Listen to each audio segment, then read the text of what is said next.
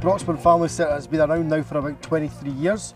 We have a number of services ranging from kind of adult programme with an early years provision. We've got an outdoor adventure playground that we do a lot of children's work through our service level agreement with the local authority. And we have an out of school care that's based in the family centre. And we have an outdoor out of school care too. I mean, the ideas came from the kids. They wanted stuff to enjoy the outdoors. So that's when we got in touch with Inspiring Scotland to get the money to try and start the outdoor out of school care, to have it totally outdoors all day. I've worked with kids now for the last 12 years and you're seeing a huge change where it's more bubble wrapped. They're spending more time in front of a computer screen or being inside, and oh my goodness, it's raining, we can't go outside and stuff, so it's kind of hitting that head on. Well, if it rains we're well sheltered because of all the trees, and well, we're not witches, we won't melt. I love making fires and playing with my friends. Basically the space, the open plan space. I mean, we're allowed to go in our boundaries, which is much bigger than the actual family centre itself, and I just think it's a sense of freedom. Freedom. Definitely freedom. There's like mutual trust and respect. I've noticed the way that they interact with the environment, where they're picking up stuff after themselves, and we've got lots and lots of badger holes around about and they're not shoving things in it. That was my concern at first, but they've been so respectful about the whole area. And as you see, there's a natural boundary right round the actual wood, and we've not had an escapee yet, so aye, it's brilliant. Aye. Just actually, I'd like to think about just providing opportunities. So it's just the idea that we're ingrained in the community. They can come to us, we'll evolve. We have evolved, we've had to evolve due to the way the local authority and other funders provide us with money. I think you can see it's just an opportunity that maybe children and young people won't get. Our summer programme at the range, which is a free play provision for up to 200 people sometimes. Where play will be in 10 years, I've no idea. It's moved so much over the 10 years I've been in. Maybe some of the kids will be able to answer that easier.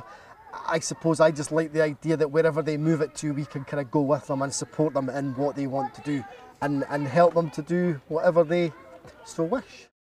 Well, I am absolutely delighted with what I've seen here today, because for me this is one of the things that we're particularly interested in, is not just outdoor play but the need for children to have risk and challenge, but also in an environment that allows them to have freedom and autonomy over that, because so often even risk is overmanaged for children. So for me to see this environment absolutely makes my day. When we first started doing outdoor stuff, we did have a couple of parents like that, but it was just explaining the benefits and stuff like that. It wasn't so much the risk thing, it was the dirt thing. They didn't want to be doing the washing, they didn't want to get their shoes wrecked. So we'd invested quite a bit of money at the start, getting wellies, waterproofs. We bought the waterproofs to begin with, and then sort of the next thing we offered the parents, we can get cheap waterproofs. Do you want your kid to have them? And we've got a space at the family centre to keep all our outdoor clothes and equipment and stuff like that. So at the start it was more the dirt thing than the risk thing, because a lot of the kids that have came to us have came for a number of years. They know we wouldn't just do risk for risk's sake. We're doing it to benefit the kids so that they can sort of try new experiences and stuff like that. And it's not just a case of just batter in and do it. We do dynamic risk assessments throughout the day, every day, wherever we are, indoors or outdoors. It's just part and parcel of being a play worker. It's a risk, but it's a brilliant risk. I'm seeing here a model that for outdoor adventure centres would work really well integrated into their routines, because one of the problems with outdoor centres is that it is a very, very structured day from the moment children get up till the moment they leave. I also think that there is a position too for anybody who has a regular patch of land where they feel that they can leave the equipment out, then actually this has possibilities. I don't think people should ever be put off. Training will be needed and a little bit of understanding about how you maintain and set out the rules.